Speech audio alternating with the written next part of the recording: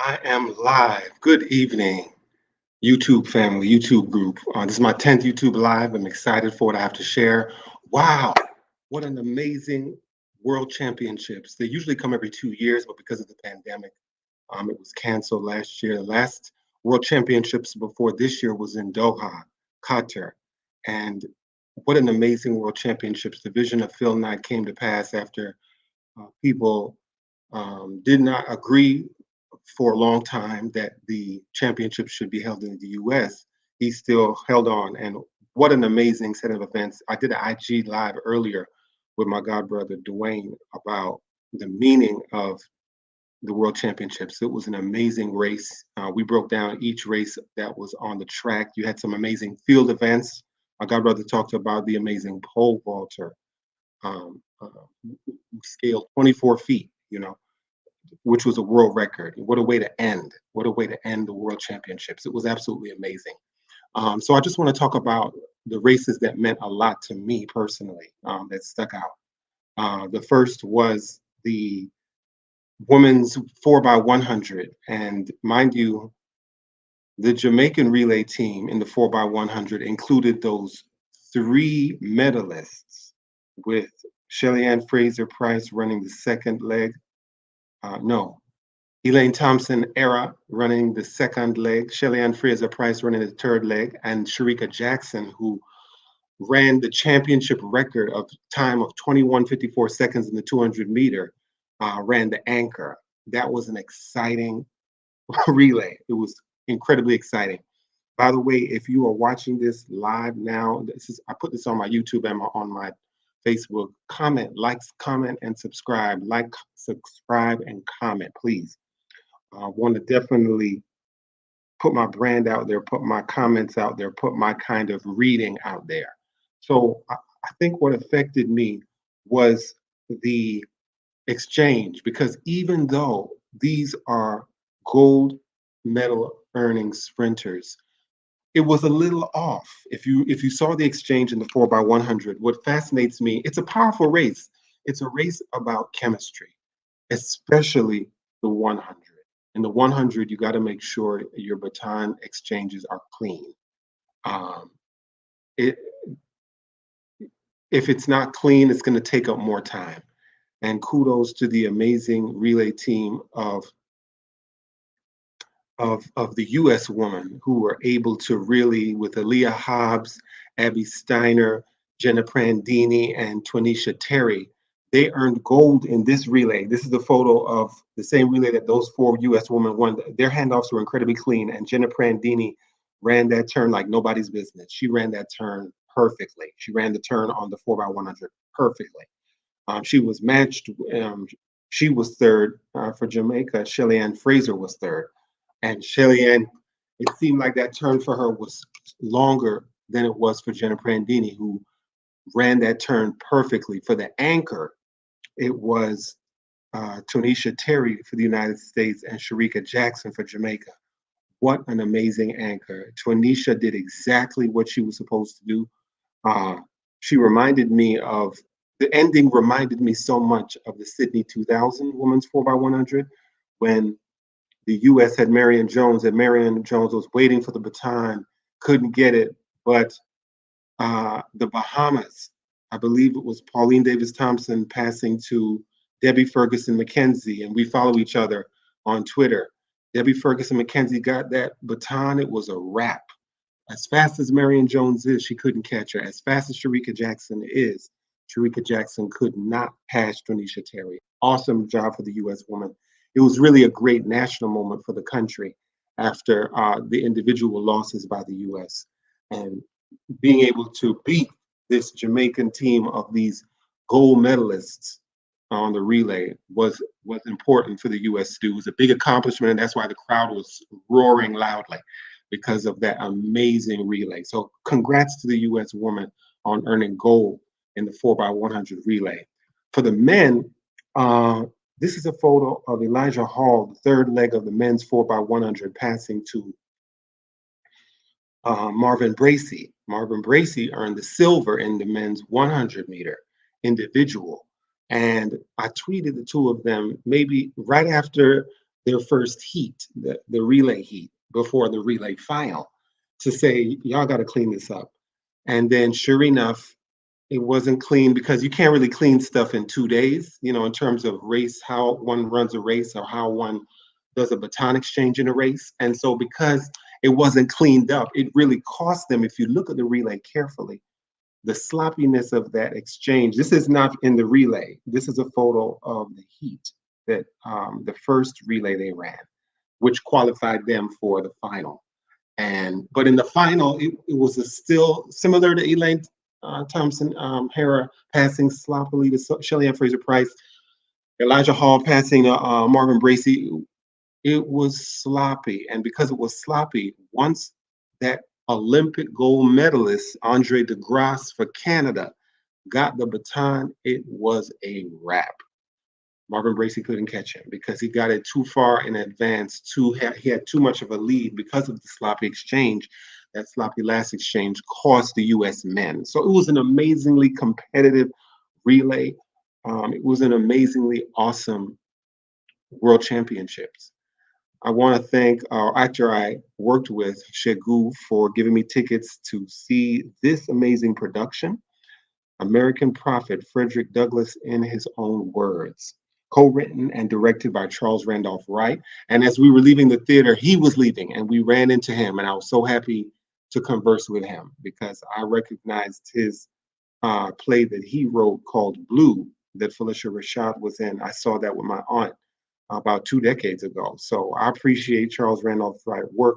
Charles Randolph Wright also directed the revival of Alice Childress. I wrote my dissertation on Alice Childress, and that was an awesome production with LaChanze. That was absolutely compelling. So this piece is a piece that I highly, and I have the program here. It's a piece that I recommend. There were certain things that stuck out to me. First of all, the actor that is playing Frederick Douglass, Cornelius Smith Jr., absolutely amazing. He's an amazing actor. I see a bright future for him.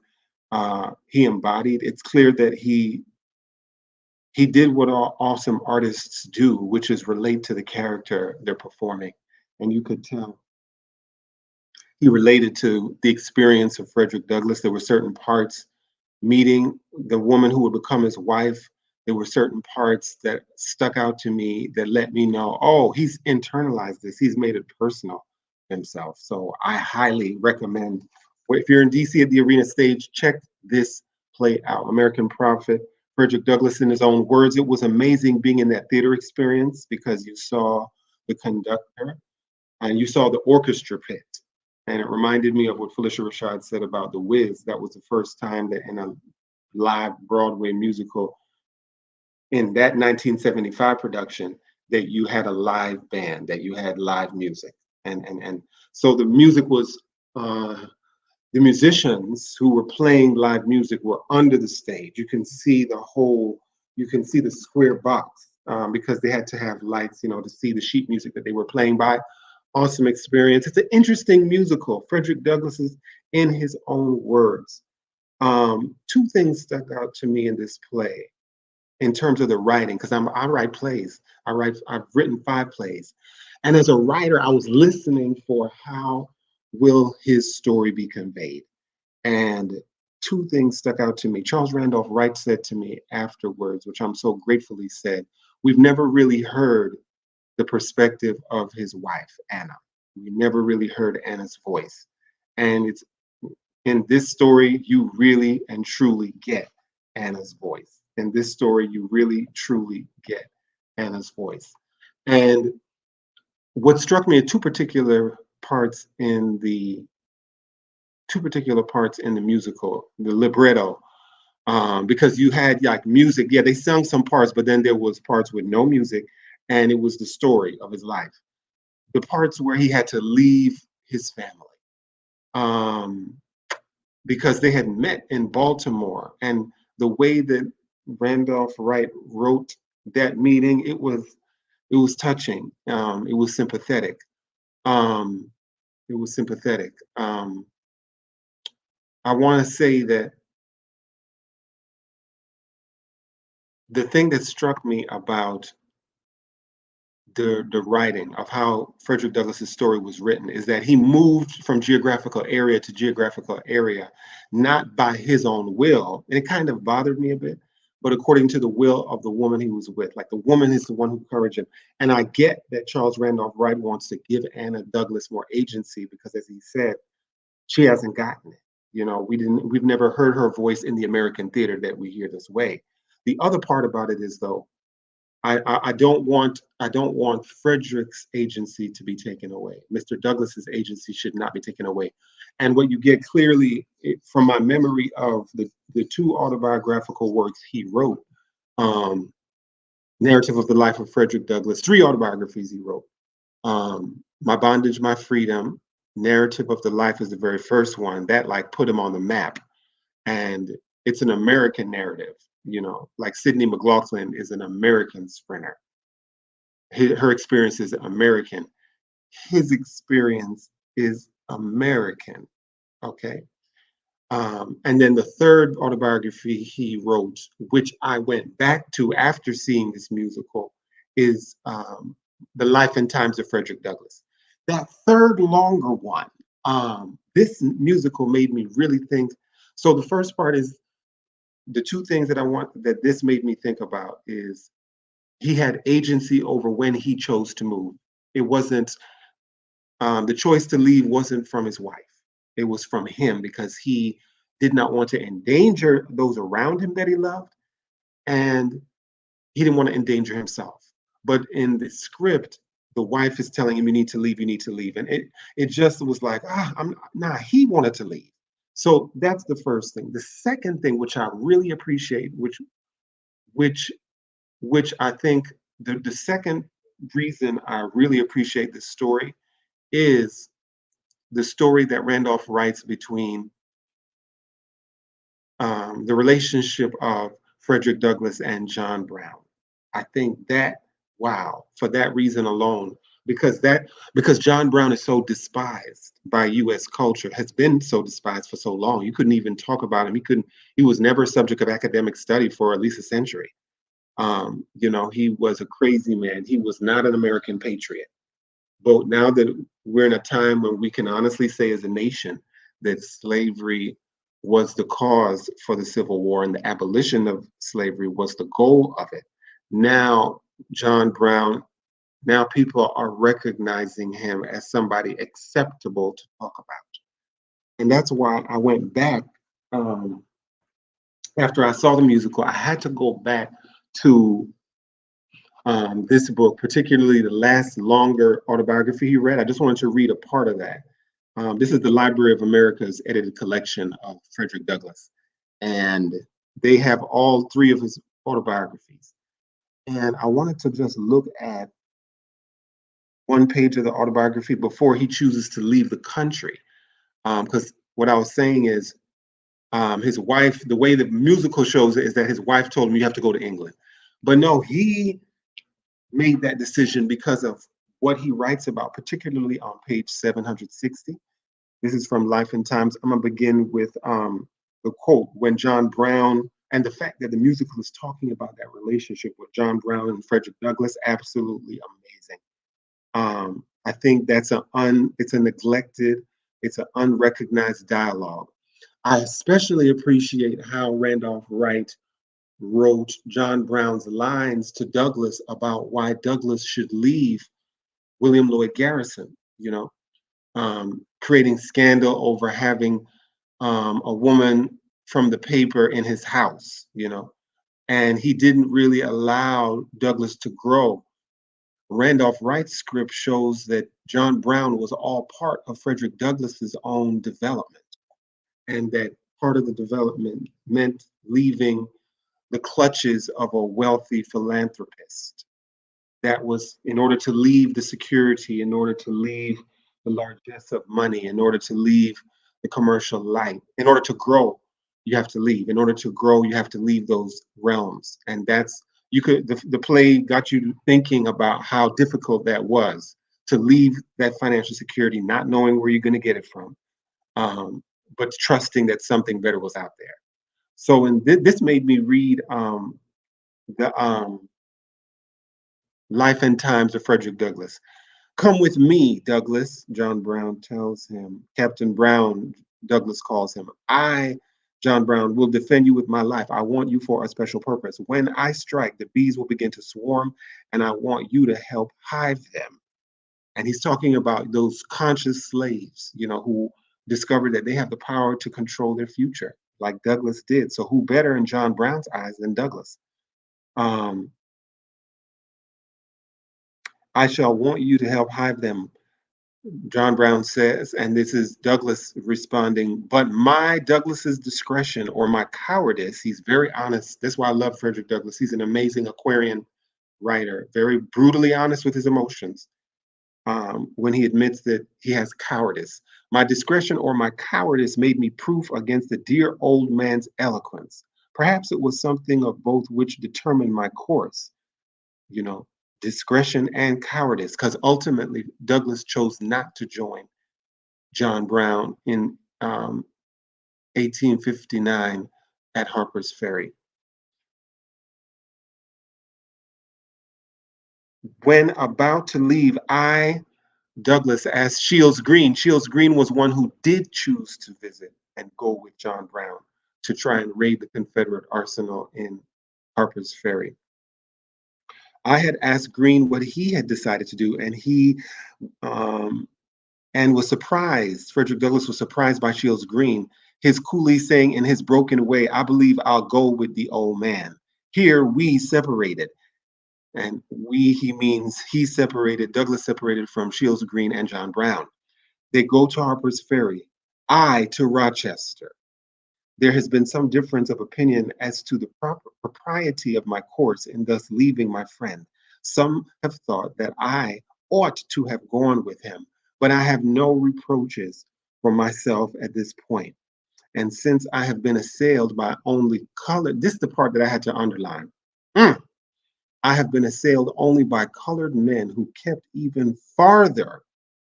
Paul Robeson, what he went through for speaking up and supporting those who told the truth. Douglas said, I have been assailed by only colored men who have kept even farther from this brave and heroic man than I did. And that reminds me of Osborne Anderson's narrative when he talks about a colored group approaching then President Pierce, Franklin Pierce, to put down John Brown's insurrection. They were trying to put it down. John Brown was doing it, going to Harper's Ferry um, to end slavery. He wrote about that extensively in his letters, the Taurus John Brown. I, Frederick Douglass, have been assailed by colored men who kept even farther from this brave and heroic man than I did. I shall not trouble myself much about their criticisms.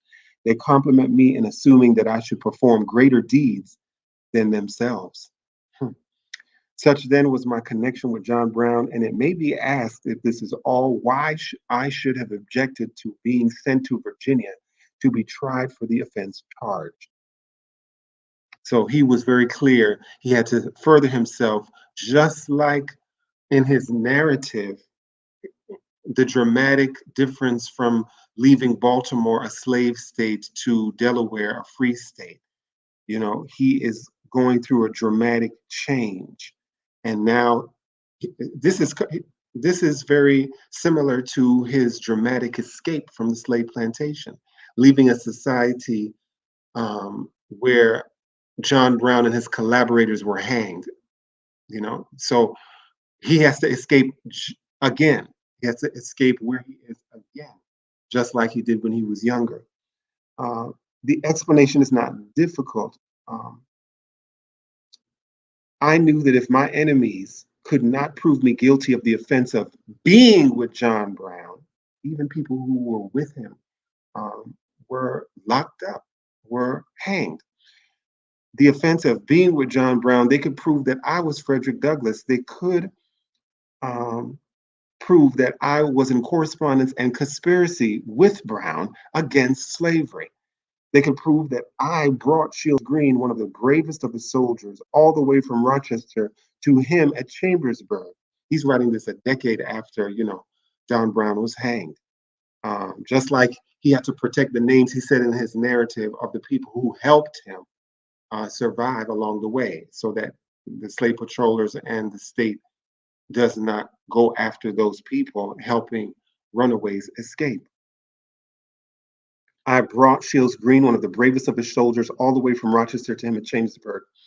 They could prove that I brought money to aid him. And in what was then the state of the public mind, I could not hope to make a jury of Virginia believe I did not go the whole length he went, or that I was not one of his supporters. And I knew that all Virginia, were I once in her clutches, would say, let him be, and then the next word is hang, let him be hanged. So this really spoke out to me in terms of, and this was all again inspired by Charles Randolph Wright's script in American Prophet. I highly encourage you to go there.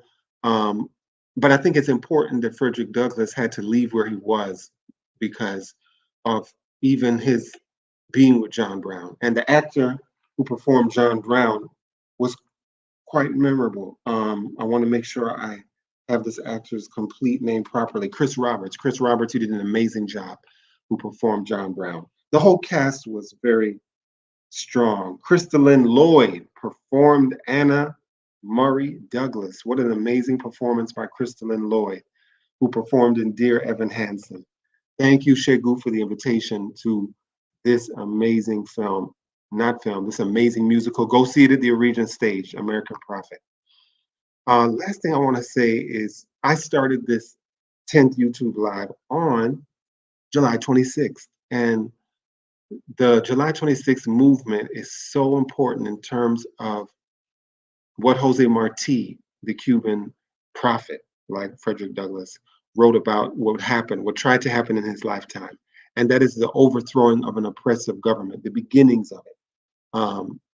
Fulgencio Batista is closer to my complexion, but the way that he was written about as being simply a leader serving a foreign country's interests are quite detailed. Che wrote about this. Fidel Castro wrote about this. So July 26th is the day recognized by many Cubans as the beginning of the Cuban Revolution that would culminate in the ousting of Batista by January 1st, 1959. But it all began with the invasion of the barracks where they stored the guns. I had the pleasure of getting a tour of that area when I visited Cuba in 2017. I was given a tour of the Moncada barracks, where on July 26, 1953, a group of soldiers organized grassroots invaded the armory, similar to John Brown invading the Confederate armory in Harper's Ferry, with the intention of overthrowing the leader. And it's an important historical moment in the history of the West and the history of movements for social liberation, movements for social change, movements for liberation against class and race oppression. July 26th is an incredibly important day. This is a excerpt of the amazing novel. This novel called The Chosen Place, The Timeless People is written by the novelist Paule Marshall, who passed within the same week that Toni Morrison passed. And this is a novel that takes place on a fictional Caribbean island, but she's dealing with those issues of colonialism. She's dealing with U.S. anthropological research and how that research tends to reinforce colonization, right? And so in this novel, there are characters that, represent the tourist class, but she writes from the perspective of somebody born on the island named Merle, whose father was a wealthy white landowner and whose mother was formerly descended from enslaved Africans. And the way she writes it, Merle is the most sympathetic character. She's the main character. And in this particular part, the island on which she lives, which is called Bourne Island, is having their yearly celebration, kind of like a carnival, right?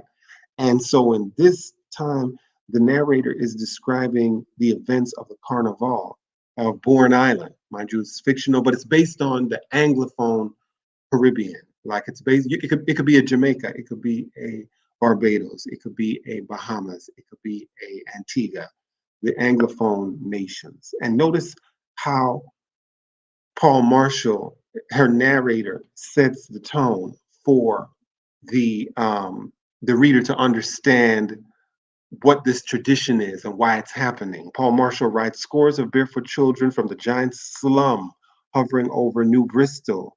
And she's very deliberate with her naming. Bristol is the name of a slaving city that got rum and sugar from the Caribbean in Rhode Island.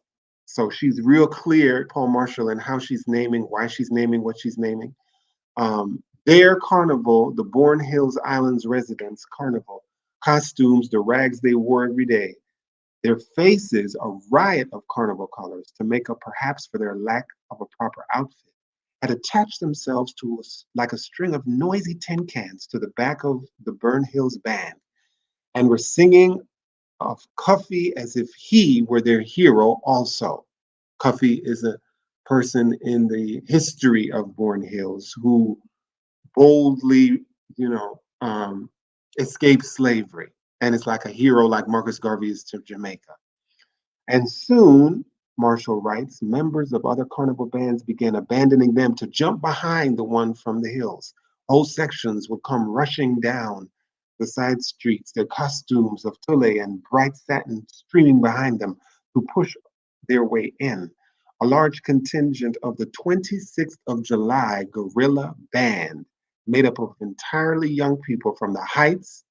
The Heights is kind of I believe it's the ghetto part of Bourne Hills where the poor people live, joined forces with Bourne Hills. And so she's describing a tradition in this fictional island, and the steel music band in that tradition is called, she's very deliberately naming it, the 26th of July Guerrilla Band. You know, so she's real clear, she's very deliberate. She wrote this novel in 1969, you know. So she knew what she wanted to do as a novelist is to create stories that have basis in actual historical truth. And she knew she's setting it at the time she's writing it, which is in the late 60s. And so she's showing the pan-Caribbean identity that we saw, we know, we saw, we know what happened in Cuba on July 26, 1953. And we're going to apply it to how we celebrate. So shout out to Paule Marshall and thank you for, again, the amazing work you provided in the novel form, in the novel form. So I'm seeing the connections as I did this 10th YouTube between the Moncada barracks being invaded by Cubans on July 26, 1953, and Frederick Douglass being asked to join the armory in Harper's Ferry, Virginia, which is also where guns were. So it's about the movement for the people, and we're still kind of dealing with how we interpret that. And Charles Randolph Wright has done us a great service by putting that whole story, putting the story of the man who led that whole movement in the form of the musical. And we're all the better for it. Okay. So make sure you check out American Prophet. Check out the amazing narrative of Frederick Douglass, Life and Times of Frederick Douglass. All right. And make sure, give yourself time. If you have time, it's a worthy read. Check out Paule Marshall's novel, The Chosen Place, The Timeless People. God bless you. Thank you for listening.